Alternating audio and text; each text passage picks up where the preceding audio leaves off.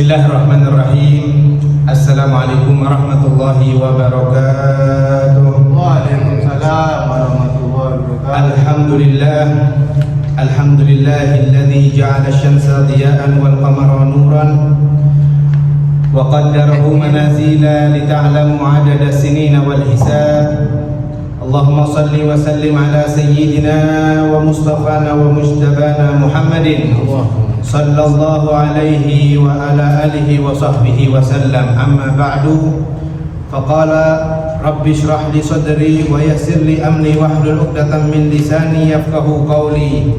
Rabbi zidni ilma warzuqni fahma bi rahmatika ya arhamar rahimin wa ya akramal akramin. Nawaina at-ta'alluma wat-ta'lim wat-tadhakkura wat-tadhkir wan-naf'a wal-intifa' wal-ifadata wal-istifadah wal-hatha 'ala at-tamassuki bi kitabillahi wa sunnati rasulih wad-du'a ila al-huda wad-dalalata 'ala al-khair ibtigha'a wajhillahi wa mardatihi wa qurbihi wa thawabihi subhanahu wa ta'ala. Alhamdulillah, wajib kita syukuri ma'asyiral hadirin. Pada hari ini, hari ke-16, Allah subhanahu wa ta'ala masih memanjangkan umur kita semua, memberikan nikmat sehat kepada kita semua, sehingga kita masih bisa menikmati rasanya berpuasa di bulan Ramadan tahun ini. Maka mudah-mudahan Allah subhanahu wa ta'ala mengekalkan nikmat yang luar biasa kepada kita ini hingga ajal kita menjemput. Dan mudah-mudahan apabila ada di antara saudara-saudara kita yang dalam keadaan sakit, mudah-mudahan Allah berikan kesembuhan. Apabila ada di antara saudara-saudara kita yang telah dipanggil ke rahmatullah, mudah-mudahan Allah ampuni dosa-dosanya, Allah lapangkan kuburnya, Allah terima amal perbuatannya. Amin Allahumma amin. Salawat serta salam semoga selalu tercurahkan kepada baginda besar Nabi kita Muhammad sallallahu alaihi wasallam, yang karena kepada beliaulah kita hanya memohon syafaatnya. Ma'asyiral hadirin jamaah Masjid Al-Khair yang dimuliakan oleh Allah, bulan Ramadan, bulan yang sering kita dengar bulan istimewa. Maka dari itu, saking istimewanya bulan Ramadan, orang yang berjumpa dengan bulan Ramadan dan dia ditakdirkan oleh Allah untuk berpuasa, maka dia tergolong hamba-hamba Allah yang istimewa juga. Berarti apa? Orang-orang yang pada siang Ramadan di bulan Ramadan tahun ini atau tahun-tahun sebelumnya, dia dengan niatan tidak mau puasa di bulan Ramadan, maka dia bukan orang istimewa. Itu saja. Jadi seumpama kita memiliki undangan VVIP, kita dijemput, kita diberi jalan, kita ditaruh di tempat yang mewah, makan yang enak, lalu kemudian ada orang-orang yang tidak dapat undangan yang seperti kita dapatkan. Maka itulah perumpamaan orang-orang yang berpuasa di bulan Ramadan. Orang-orang yang berpuasa di bulan Ramadan dan dia karena Allah dia menahan hawa nafsunya, lapar dan dahaganya, maka ketika masuk surga orang-orang merasa iri, kok bisa orang ini masuk surga, khusus orang-orang yang senang puasa. Maka mudah-mudahan kita tergolong orang-orang yang masuk surga Ar-Rayyan dan juga surga Firdaus. Amin Allahumma amin. Amin. Orang yang luar biasa ini adalah orang-orang yang istimewa ketika puasa di bulan Ramadan. Jadi bulan yang istimewa, maka orang yang puasa adalah orang yang istimewa. Maka masyaallah hadirin, kasihan sekali orang-orang di luar sana yang memang sepertinya hal yang biasa tidak puasa itu. Padahal ini bukan hal yang tidak biasa, luar biasa harusnya. Anda itu luar biasa. Allah sudah undang, Allah sudah berikan hidayah, masih dalam sehat tapi masih tidak puasa, maka Anda termasuk orang-orang yang membangkang. Seperti hanya Allah subhanahu wa ta'ala berfirman di surat Al-Kahfi di pertemuan kita yang lalu. Apa itu? Allah mengatakan manusia itu banyak jadalan, banyak bangkangnya, banyak bantahnya, ya. Di ayat berapa kemarin? 60 jadalah, ya. Allah mengatakan dalam firman-Nya ayat 54, Wa kana al-insanu aktsara syai'in jadala di surat Al-Kahfi.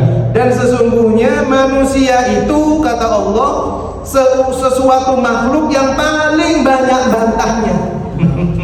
Jadi Allah sebagai pencipta ini sudah tahu sifat wataknya manusia.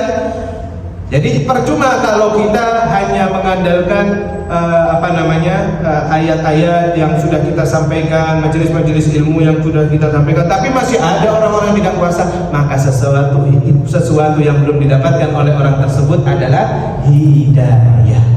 Maka mudah-mudahan orang-orang yang masih khilaf, orang-orang yang masih belum di jalan Allah, yang masih belum berpuasa di bulan Ramadan tahun ini, mudah-mudahan Allah takdirkan mereka bisa berpuasa di sisa Ramadan tahun ini. Karena sesungguhnya pahala orang yang berpuasa di bulan Ramadan sangatlah besar. Bahwasanya Allah mengatakan, Rasulullah SAW bersabda dalam hadisnya yang diriwayatkan oleh Imam Muslim, "Man shoma Ramadhana imanan wa ihtisaban, ghufira lahu ma taqaddama min dhanbi." Barang siapa yang berpuasa di bulan Ramadan dengan penuh takut kepada Allah dan dengan penuh pengen pengharapan pahala kepada Allah, maka dia diampuni seluruh dosa-dosanya. Masya Allah ya. Jadi apalah arti orang berdosa kalau sudah dia di tiang lahat ya, percuma. Orang sudah di tiang lahat sudah nggak bisa mengapa-ngapain, hanya kain putih saja yang menemaninya dan juga hanya amal-amalannya saja. Jadi para ulama mengatakan ada orang-orang yang hidup di dunia ini tapi kecelik, cekek bahasa Jawanya. Di akhirat tuh kaget, kecelik. Kenapa? Pahalanya seperti fata morgana. Fata morgana itu apa? Anda ada di siang hari di padang pasir, kelihatan kayak ada air, tapi semakin kita maju, semakin tidak ada sebenarnya. Jadi panasnya terik, kelihatan air seger, padahal itu tidak ada. Itu fata morgana. Jadi ada orang-orang yang di dunia dia itu amal ibadahnya banyak luar biasa, sedekahnya luar biasa. Tapi ketika di akhirat kosong. Duh, mana ya Allah? Pahala yang selama ini aku kerjakan, sholat jamaah yang aku kerjakan, taubatku yang aku selama ini kerjakan, sedekahku, puasa Ramadanku, zakatku, hajiku, umrohku, mana ya Allah? Allah mengatakan balik kepadanya, apakah engkau dulu suka ngerasani, suka riba, suka adu domba, suka fitnah? Lah, selama engkau di dunia masih mulutmu bohong, suka ngerasani orang, bohong, ini yang paling sering tuh ngerasani. Meskipun itu hal sesuatu yang benar, tapi kita ngomongkan sesuatu di belakang orangnya, ya, riba, maka itu transferan pahala kita transfer ke orang yang kita rasani. Mau tidak mau, suka tidak suka. Ya, jadi pahala ada golongan orang-orang yang ketika di hari kiamat hilang pahalanya seperti fata morgana, yaitu orang yang ketika di dunia dia hobi riba, hobi ngerasani, hobi ngomongkan orang lain, meskipun itu omongannya benar tapi ngomongkannya nggak di depan orangnya, di belakangnya. Dia hobi hasud, iri, dengki, bohong, fitnah, adu domba. Jadi ketika mereka hidupnya di dunia dengan amalan-amalan soleh, tapi doyan ngerasani orang, ngomongkan orang, maka pahalanya hilang. Dan ingat, sangat buruklah orang yang ketika di dunia dia beramal baik banyak, tapi amalan itu memuai, ya, sia-sia, jadi nggak ada pahala apa-apa. Maka mudah-mudahan Allah Subhanahu wa taala menjaga lisan kita dari ghibah, menjaga lisan kita dari mengomongkan orang lain, ngerasani orang lain, gosip orang lain, bahkan namimah, fitnah dan lain sebagainya, bohong, ya. Maka mudah-mudahan kita tergolong hamba-hamba Allah yang bisa menjaga lisannya. Amin Allahumma amin. Kemudian ma'asyiral hadirin, di surat Al-Kahfi ayat selanjutnya ayat 76, Allah Subhanahu wa taala berfirman, ini percakapan antara Nabi Musa dengan Nabi Khidir, ya. Di pelajaran atau di tafsir kemarin ya, yang kemarin yang sudah dibahas, bahwasannya pertemuan Nabi Musa dengan Khidir ini, Nabi Musa pengen diajak sebagai muridnya Khidir ya. Khidir ini bisa dikatakan nabi ya, tapi para ulama juga mengatakan selain Khidir ini nabi, Khidir itu juga hamba Allah yang mulia ya. Jadi ketika berjumpa dengan Khidir di surat Al-Kahfi ini, Allah Subhanahu wa taala memerintahkan untuk Nabi Musa menjadi muridnya Khidir. Nabi Khidir mengatakan di ayat sebelumnya kemarin ya, kalau kau mau jadi muridku jangan banyak tanya. Ya kan? Ada 3, jangan banyak tanya, janji. Terus apa? Di kisah kemarin, di kisah sebelumnya apa? Ketika di perjalanan di kapal, Nabi Khidir itu membocorkan kapal hingga kapal itu tenggelam. Nabi Musa mengatakan, kenapa kau kerjakan? Loh, aku sudah bilang jangan nanya. Cengkak, ya kan? Di ayat-ayat kemarin saya tidak mau bahas itu, saya akan bahas ayat selanjutnya. Insya Allah nanti saya akan bahas sedikit ayat yang kemarin juga, karena ini berkesinambungan, berkelanjutan ceritanya. Lalu kemudian Allah berfirman di ayat selanjutnya, ayat 76, qala a'udzu billahi minasyaitonir rajim, qala in sa'altuka an syai'in ba'daha fala tusahibni qad balaghta min ladunni udhra. Khidir mengatakan, hei Musa, jika engkau tanya lagi kepadaku, in sa'altuka, jika aku bertanya kepadamu tentang sesuatu, an syai'in, tentang sesuatu, ba'daha, setelah ini, fala tusahibni, maka jangan lagi engkau membarengi aku. Jadi sudah sama Khidir ini sudah ada perjanjian. Kalau sudah ketiga kalinya kau sudah nanya, aku bolongi kapal kau tanyai, aku bunuh seorang anak aku tanyai, aku meninggikan bangunan ya, bangunan yang roboh kau tanya, sudah sampai di sini. Aku tidak mau menyertaimu lagi, katanya Khidir kepada Nabi Musa alaihissalam. Lalu kemudian para ahli tafsir mengatakan, mendengar ucapan peringatan kedua ini ya, Nabi Musa alaihissalam sungkan dan malu ya. Namun keinginan Nabi Musa untuk memperoleh ilmu dari Khidir ini sangatlah kuat. Dia memohon agar diberi kesempatan 1 kali lagi kepada Khidir untuk menemani Khidir ya. Selanjutnya Nabi Musa berkata, kalau sekiranya aku bertanya lagi kepadamu, ini minta kesempatan 1 kali lagi Nabi Musa kepada Khidir. Aku minta 1 kali lagi, sekiranya aku ketika kau berbuat sesuatu, aku nanya lagi, maka tinggalkanlah aku. Itu perjanjian Nabi Musa dengan Khidir ya, disebutkan di tafsir Ibnu Katsir. Maka disebutkan juga, janganlah kamu mengizinkan aku menyertaimu lagi apabila aku bertanya kepadamu. Inilah kata-kata Musa dengan penuh penyesalan dan perbuatan yang terpaksa dia akui. Ya namanya manusia, namanya nabi juga manusia. Jadi bayangkan Nabi Musa dengan Khidir dalam perjalanan kapal, dia ini ditolong oleh orang naik kapal, tapi orang yang nolongnya ini kapalnya malah dibolongin sama Khidir, malah tenggelam ya. Nabi Musa belum tahu, tapi Nabi Musa ini marah. Khidir, sesungguhnya ini apa? Kita ini ditolong kok malah kita mentung, istilahnya bahasanya sekarang ya. Kita ditolong tapi kita malah mentung. Terus sudah, Nabi Musa diperingati sekali oleh Khidir, jangan nanya lagi. Lalu kemudian Nabi Musa alaihissalam berjumpa dengan seorang anak di sebuah tempat, lalu oleh Khidir dia apa? Dipateni, dibunuh. Di ayat selanjutnya, sebentar saya bahas di ayat 76 ini. Maka kemudian Nabi Musa minta perjanjian, minta kepercayaan lagi supaya tetap mendampingi Khidir.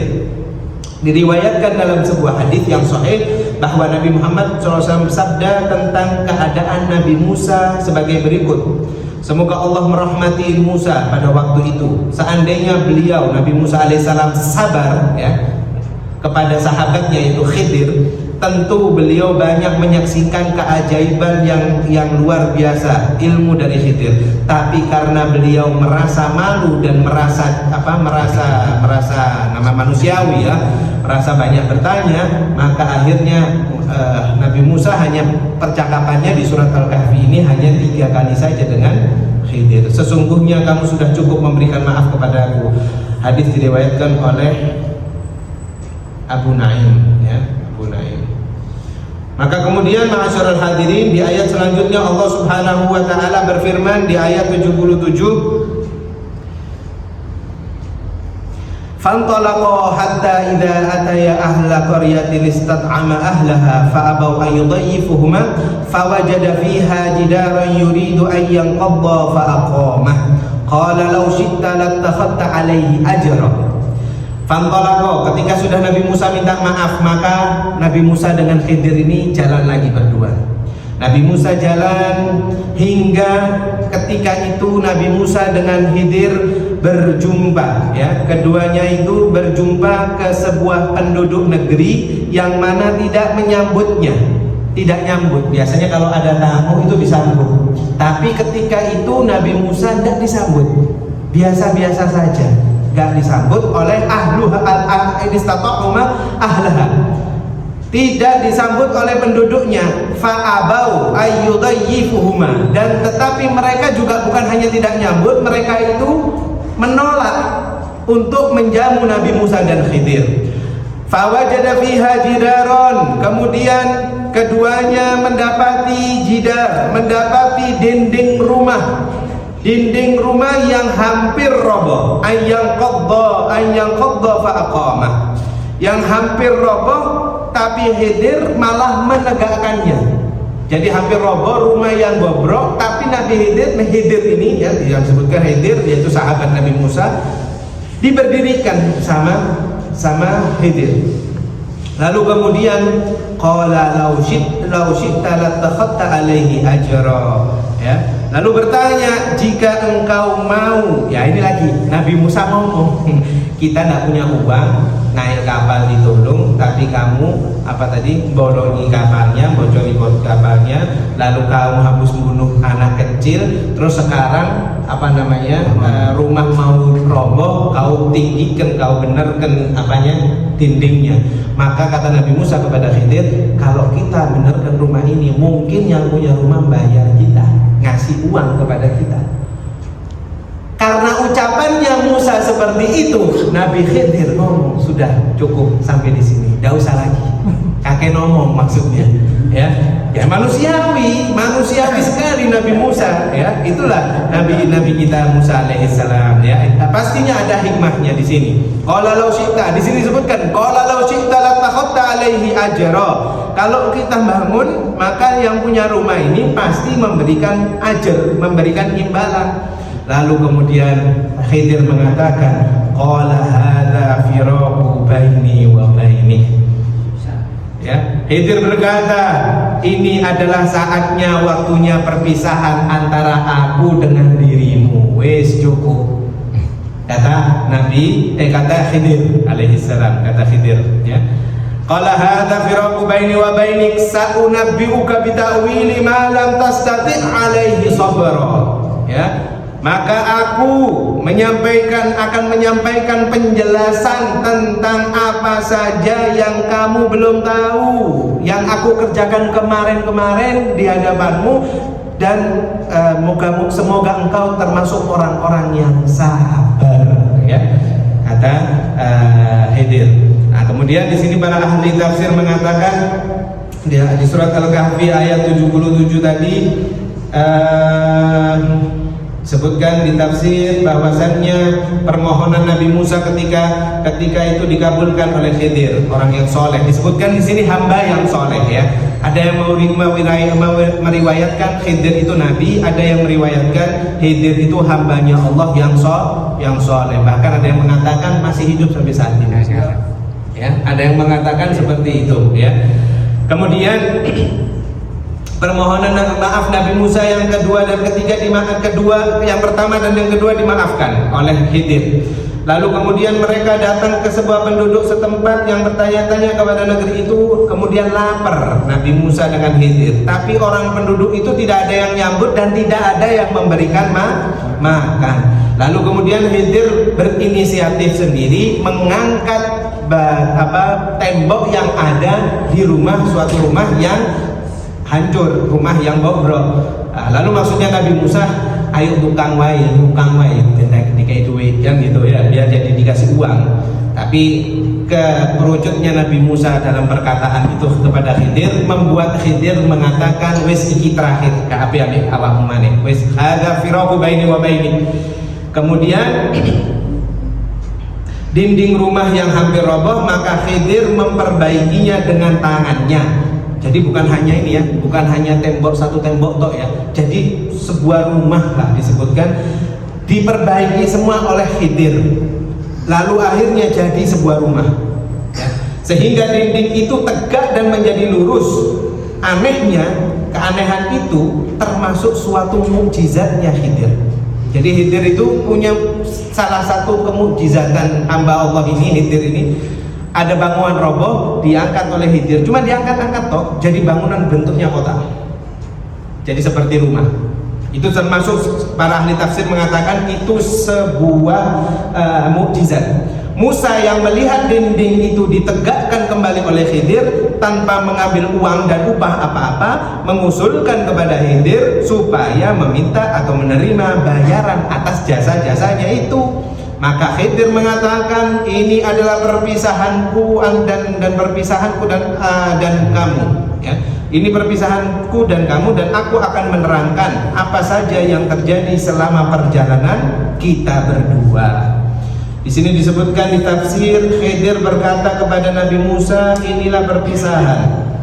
Lafaz baina dimudofkan kepada mutaati. Lalu kemudian ayat ini menjelaskan jawaban Khidir kepada Musa.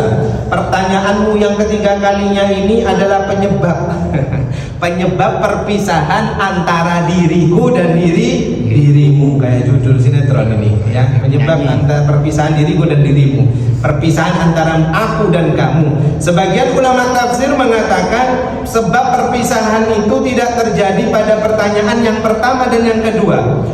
Sabar Khidir. Tapi pertanyaan yang ketiga baru Khidir itu mengucapkan seperti itu. Lalu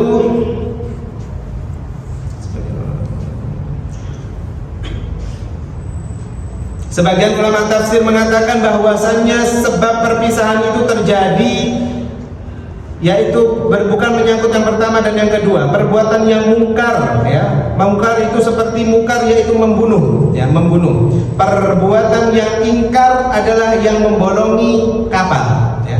Pertanyaan yang ketiga, Khidir berbuat baik kepada orang yang kikir. Nah ini ada hikmah. Hikmah yang pertama yang dilakukan oleh Khidir membolongi atau merusak kapal yang ditumpangi, apa itu? Baru dikatakan oleh Khidir kepada Musa, ya Musa, apakah engkau tidak tahu aku membuat kapal itu rusak karena setelah kapal itu berlayar di depan ada raja-raja yang mengambil seluruh kapal yang lewat kecuali kapal yang cacat. Makanya aku merusak kapal itu. Baru Nabi Musa pikir, oh ada hikmahnya ya. Jadi Khidir mengatakan aku merusak itu ada sesuatu. Apa sesuatunya? Yaitu di depan ada seorang raja. Sebentar, tafsirnya di sini apakah rajanya disebutkan namanya siapa? Enggak disebutkan ya.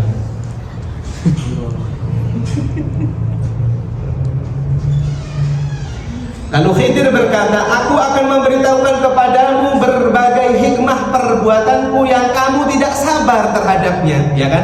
Kemarin di ayat-ayat sebelumnya yang sudah disampaikan oleh ustadz-ustadz sebelum saya di sini, di ayat-ayat sebelumnya sudah dijelaskan kan? Ya, Nabi Musa ketika sama Khidir, kemudian Nabi Khidir mengancam kepada Musa apa? Qala alam aqul innaka lan tastati'a ma'iya sabra. Aku sudah bilang kalau kamu menyertaiku kau tidak mungkin sabar.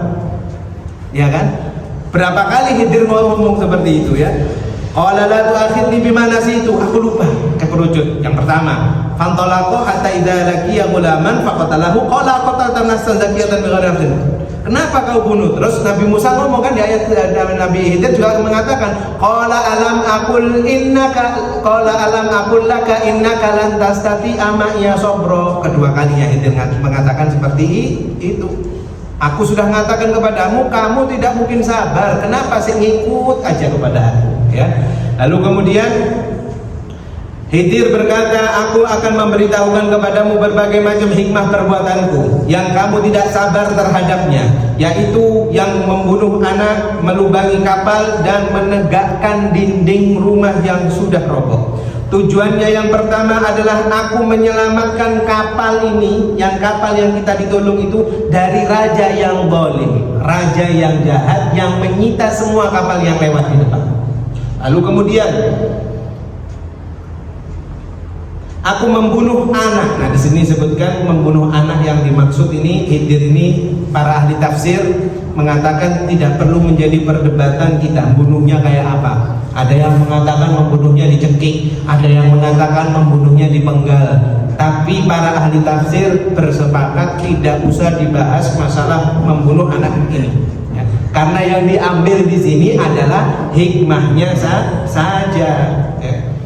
Aku membunuh anak itu karena tujuannya menyelamatkan ibu, bapak, anak yang dibunuh dari kekafiran. Andai kata anak itu hidup dan dia menggantikan adiknya yang soleh, maka ibu bapaknya itu akan menjadi kafir.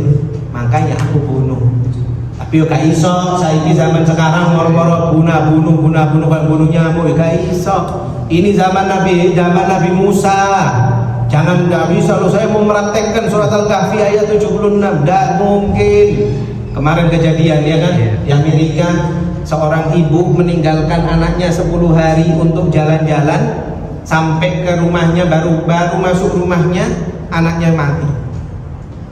Lalu ibunya divonis seumur hidup, baru kemarin 2 hari yang lalu divonis seumur hidup. Karena apa? Kenapa kamu meninggalkan anak umur 2 tahun masih tatah gitu? Kenapa kamu tinggalkan anakmu sedangkan kamu jalan-jalan? Kenapa divonis seperti itu? Ya. Jadi ada zaman sekarang pun masih ada orang-orang yang berbuat perbuatan seperti ini. Tapi hikmahnya apakah ada? Ya udah ada. Ini hanya hikmah yang Allah berikan di dalam firman-Nya. Jadi nggak perlu dipraktikkan pada zaman sekarang. Ya. Jadi kemudian setelah membunuh Nabi Musa alaihissalam mengatakan kepada Khidir, kenapa engkau bunuh jasad yang suci itu? Ya. Lalu kemudian Khidir memberikan jawabannya seperti hal itu. Lalu kemudian yang terakhir, Kenapa Nabi Musa mengatakan, kenapa kok Khidir itu membangun sebuah rumah yang sedang hancur, yang sudah roboh? Lalu kemudian Khidir mengatakan bahwasannya aku akan menyelamatkan harta warisan yang ada di dalam bangunan tersebut. Sesungguhnya bangunan itu roboh dan yang punya bangunan itu adalah 2 anak yatim. Ya. Punyanya 2 anak yatim yang tidak punya apa-apa. Setelah aku bangun bangunan itu, aku panggil anak yatim supaya dia mengeruk tanah yang ada dan ditemukan harta benda orang tuanya. Maka hiduplah anak yatim, nanti kelak dia akan menjadi orang yang sukses. Itulah hikmah yang dilakukan oleh hamba Allah yang bernama Khidir kepada Nabi Musa alaihissalam. Nabi Musa ini nabi yang luar biasa ya. Bulan lalu alhamdulillah Allah takdirkan saya bisa melihat tongkat Nabi Musa di Turki. Itu masih ada.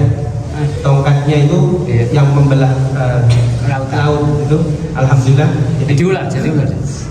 Kan jadi ular. Pernah menjadi ular, betul. Jadi itu tongkat Nabi Musa seperti kayu, bukan tongkat pada umumnya ya, bukan tongkat seperti orang tua. Jadi itu ditaruh di mana? Di museum di Istanbul itu. Jadi di situ ada diantaranya jenggotnya Rasulullah SAW, lalu kemudian pakaian Sayyidatina Fatimah, kemudian ada tongkatnya Nabi Musa. Itu tongkatnya nggak terlalu tinggi, hanya ini seberapa? 1 meter. 1 meter? 1 meteran. Sudah ditutup dengan kaca berlapis-lapis. Itu tongkat Nabi Musa alaihissalam. Jadi Nabi Musa ini nabi yang sangat luar biasa ya. Di antaranya ulul azmi. Siapa itu ulul azmi? ulul azmi. Ayo anak-anak kita ini harus diajarin, jangan FF, Ahmad. jangan HP saja. Oh, Nabi Jangan Ibrahim. Jangan pusreng Ya, apa Nabi itu bahasa Ibrahim. bangsanya sekarang ini. Ayo, Di masjid masih main FF dan Loh. ayo taklim majelis saya. Maju yang belakang itu yang Ahmad. itu, maju. Nabi Ibrahim. Maju. Biar barokah ilmunya. Nabi Ibrahim. Siapa ulul azmi itu? Ada 5 ulul azmi. Nabi Ibrahim. Hah? Nabi Nuh alaihi salam. Lalu kemudian Nabi siapa lagi? Nabi Ibrahim alaihi salam. Lalu siapa lagi? Nabi Musa alaihi salam. Kemudian Nabi Isa alaihi salam dan yang terakhir Nabi Muhammad sallallahu alaihi wasallam. Allahumma shalli ala Muhammad. Jadi nabi yang spesial di antara 25 nabi ada 5 orang yaitu ulul azmi. Ya, di antara yang luar biasa Nabi Musa alaihissalam adalah nabi yang mana bisa mukjizatnya Nabi Musa apa? Ahmad, ayo. Ahmad. Tapi bisa kamu. Ahmad nanti Ahmad Husin. Yang bisa membelah lautan dengan tongkatnya. Ya, yang tongkat menjadi ular ini riwayat lain ya. Mas Najib. Iya, ada apa kan? Ya itu kan itu sat. Ustaz ini itu kan itu. Nabi Musa alaihissalam ini ketika ditemukan oleh istrinya siapa? Istrinya Fir'aun, ditemukan di mana pada zaman itu tidak boleh ada laki-laki yang hidup di zaman Fir'aun. Setiap ada bayi laki-laki yang hidup semuanya langsung dibunuh, wajib peraturannya. Kalau sudah wajib ya sudah. Kemudian Allah memberikan jasad bayi mungil ini Nabi Musa ini ke sungai, ke kolam sampai masuk ke kolamnya Fir'aun. Dan subhanallahnya yang merawat istrinya Fir'aun. Siapa dia namanya? Aisyah apa Asia? Asia ya, bernama Asia.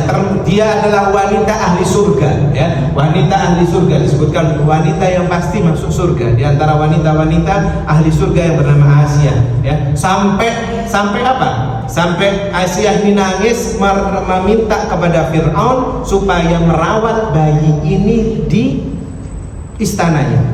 Fir'aun sudah tahu ini bayi mencurigakan. Engkau temukan di sungai, sungainya kan laut ya, sungai kemudian masuk ke istananya jadi kolam kan di situ, Sungai Nil ya, jadi kolam yang menjadi kebanggaan orang Mesir pada zaman itu. Lalu kemudian setelah itu diceklah Nabi Musa alaihissalam setelah beranjak mulai berangkang ya, mulai jalan ini. Nabi Musa memerintahkan kepada istrinya Asia itu untuk apa? Untuk menyediakan batu kurma dan api. Nabi Musa Fir'aun mengatakan kalau bayi laki-laki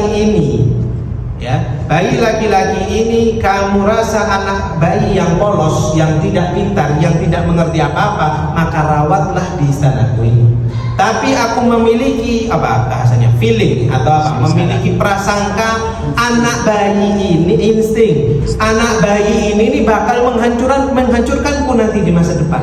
Istrinya tetap namanya istri membujuk Fir'aun supaya merawat. Nah, anak ini masih kecil, gak mungkin aku nemu di sungai. Lalu kata Fir'aun, coba bayi ini suruh merangkak ya. Di depannya ada apa? Api. Kurma dan areng, sebenarnya bukan api, areng yang menyala-nyala ya. Kan pasti anak kecil kan kayak anak lilin misalnya kan pasti nyamperin lilin ya kan, anak bayi namanya, berarti artinya dia bayi tersebut belum mumayyiz, belum tahu, masih bodoh. Nah, ketika Musa alaihissalam Nabi kita disuruh dicek untuk jalan, di depannya sudah ada kurma dan ada bara api tadi, areng tadi. Nabi Musa itu sebenarnya sudah mau mengambil kurma. Allah disebutkan riwayat sesungguhnya Musa itu sudah mau ngambil kurma karena tahu kurma itu manis. Nabi Musa itu sudah tahu. Tapi Allah melesetkan tangan Musa itu ke api ke arang tadi dan dimakanlah arang itu. Lalu kemudian ketika diambil oleh Nabi Musa arang itu dimasukkan mulut, Asyah lari dan kemudian dikeluarkan arang tersebut. Baru si Fir'aun merasa, ya anak ini bodoh, berarti feelingku ini salah. Ya. Akhirnya memang disebutkan di riwayat Nabi Musa itu pelat, nggak bisa ngomong nggak bisa ngomong Jadi kenapa kok nggak bisa ngomong R-nya? Yaitu kejadian itu kebakar, lidahnya kena sedikit dari arang yang ketika dia dites oleh Fir'aun di masa bayinya alaihissalam, ya. Lalu kemudian masyarul hadirin, Nabi Musa, ya, di ayat selanjutnya ayat 79. Amma safinatu fakanat limasakina ya'maluna fil bahri fa'aradtu an aqibaha wa kana wara'ahum malikun ya'khudhu kulla safinatin ghasba. Adapun perahu yang aku tenggelamkan itu adalah milik orang miskin. Ya'maluna fil bahri, yang dia itu bekerja menyewa-nyewakan perahunya di laut. Fa'aradtu an a'ibaha, dan aku bermaksud untuk merusaknya, memberikan aib, makanya dibolongi oleh Khidir. Wa kana wara'ahum, karena telah ada di belakang atau disebutkan di sekitar mereka, malikun, raja yang kafir. Nah, disebutkan di sini. Rajanya bernama Haddad bin Baddan. Haddad bin Baddan. Raja kafirnya bernama Haddad. Jangan salah ini ya. Di sini disebutkan raja kafirnya Haddad bin Baddan. Ya. Ya'khudhu kulla safinatin ghasba, yang akan mengambil kulla safinatin, setiap perahu yang lewat secara paksa. Ya. Haddad bin Baddan. Ya, disebutkan di riwayat, disebutkan para ahli tafsir, Khidir ini menjelaskan sebab-sebabnya tadi. Adapun perbuatan Khidir itu yaitu tadi, ya, mereka memiliki suatu kaum yang lemah dan miskin, mereka tidak mampu menolak kezaliman raja, daripada diambil oleh raja, dirampas, maka kemudian agar perahu itu bisa ditenggelamkan dan bisa diperbaiki setelah melewati raja tersebut. Raja itu, Haddad bin Baddan itu, dan para anggotonya, mereka mempergunakan perahu-perahu untuk menambah penghasilannya, mengangkut barang-barang dagangan, menyewakannya kepada orang-orang lain. Khidir sengaja, para ahli tafsir mengatakan Khidir sengaja membuat cacat pada perahu itu dengan jalan melubanginya, karena yang ia hadapi adalah seorang raja yang zalim, yang merampas sakarnya sendiri, terserah dirinya, ya. Para nabi biasanya menetapkan sesuatu sesuai dengan kenyataan-kenyataan yang nampak di hadapannya. Lalu kemudian di ayat 80, wa ammal ghulamu fakana abawahu mu'minaini fa khashina an yurhiqahuma tughyanan wa kufra. Dan adapun anak kecil itu yang aku bunuh, ya, kata Khidir, sesungguhnya dia memiliki kedua orang tuanya itu mukminina fa khashina, dan aku khawatir, kami khawatir, ayyurhiqahuma, kalau dia memaksa kedua orang tuanya tughyanan, menuju kedurhakaan, wa kufra, dan menuju ke dalam kekafiran.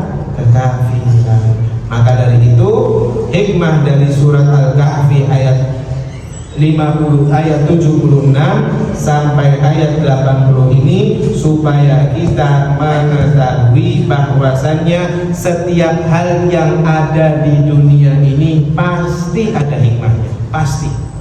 Apa yang kita kerjakan menurut kita tidak bagus, tapi pasti menurut Allah itu bagus. Kemarin hari Jumat yang lalu kita sudah merasakan bersama adanya gempa bumi. Jadi was-was, yang tidur malam jadi bingung, diwaring sampai di masjid sampai bingung nanti ada gempa susulan. Ronda.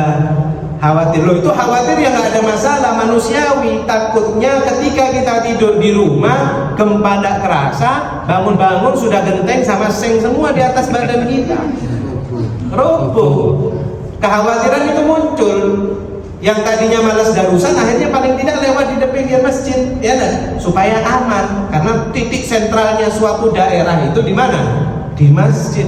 Makanya tempat yang paling berkah, tempat yang paling tempat yang paling aman itu masjid. Apapun kejadiannya, baik yang muslim ataupun yang kafir, kalau ada suatu kejadian yang memang naudzubillah, jangan sampai ya naudzubillah, pasti menujunya ke masjid. Makanya pertama kali Allah Subhanahu wa taala memerintahkan kepada baginda besar Nabi kita Muhammad SAW apa? Untuk bangun rumah. Tapi yang disuruh bangun oleh Allah khusus alat takwa, masjid. Ketika sampai Nabi kita Muhammad dari Mekah menuju Madinah, yang pertama kali beliau bangun adalah Masjid Quba. Sebelum Masjid Nabawi, Masjid Quba. Aslinya itu punya sahabat yang bernama Amr bin Umair. Dia itu suka ladang besar yang mana dia itu suka mengeringkan kurma-kurmanya di situ. Tapi setelah Nabi Muhammad masuk kota Madinah, disambut dengan gegap gempita oleh penduduk Madinah dengan sholawat, dengan qasidah.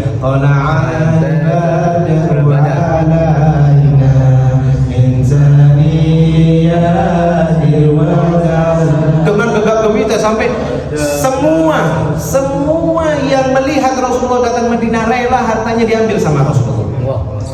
Apapun itu, ambil ya Rasulullah. Kaum muhajirin ambil, bahkan Abdurrahman bin Auf,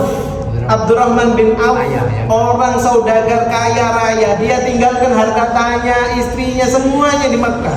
Sampai-sampai sahabat yang di Madinah, kaum Ansor mengatakan, aku punya istri 2, ambil satu, tak cerai, satu nyampein. Saking cintanya kaum muhajirin penduduk Madinah kepada kaum Ansor kepada kaum muhajirin. Saking cintanya penduduk Madinah kepada kaum Ansor. Jadi itulah saling mencintai. Kaum Yahudi juga sama. Orang Yahudi, orang Nasrani hidup jadi satu. Sampai ada namanya piagam Madinah. Boleh jual beli, boleh berdagang antara kaum muslimin dengan kaum kafir, dengan kaum Yahudi, boleh, tidak ada masalah. Akan tetapi jangan sentuh ranah agama. Jangan kamu anggap kami sholat, kamu jadikan bahan tertawaan, dan kami tidak membuat tertawaan kamu beribadah. Mereka ada yang beribadah sampai apa? Sampai apa? Biasanya itu yang kemarin sudah kita bahas, buat patung, ya, dibuat patung berhala, kurma, ada yang dari roti, tapi pas wayang kue patungnya berhala lebih cukup pangan, ya kan? Itu kami terserah, itu perbuatanmu terserah. Akum dinukum, bagimu agamamu, bagiku agamamu. Nah, akhirnya terjadilah kerukunan yang luar biasa di kota Madinah Al-Munawwarah. Maka mudah-mudahan Allah Subhanahu wa taala memanggil kita semua untuk berziarah kepada makam Nabi kita Muhammad sallallahu alaihi wasallam, untuk bisa menikmati nikmatnya bernafas di kota Madinah Al-Munawwarah, untuk bisa merasakan nikmatnya berpuasa di bulan Ramadan.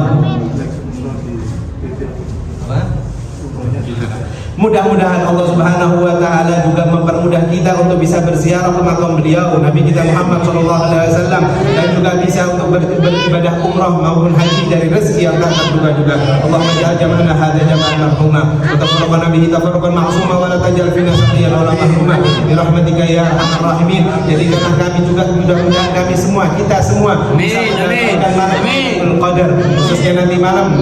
Malam adalah malam 17 Ramadan, malam yang luar biasa. Jangan lupa untuk kita bertahajud, jangan lupa kita untuk meminta kepada Allah dengan penuh sesungguh-sungguhnya, karena pastinya malam 17, malam ganjil di bulan Ramadan adalah malam yang mustajab doa. Allahumma rabbana taqabbal minna innaka antas samiul alim wa tub alaina innaka antat tawwabur rahim. Rabbana atina fid dunya hasanah wa qina adzaban nar. Muhammadin wa alihi wasallam. Alhamdulillahirabbil alamin. Bismillahil Fatihah. A'udzu billahi minasyaitonir rajim.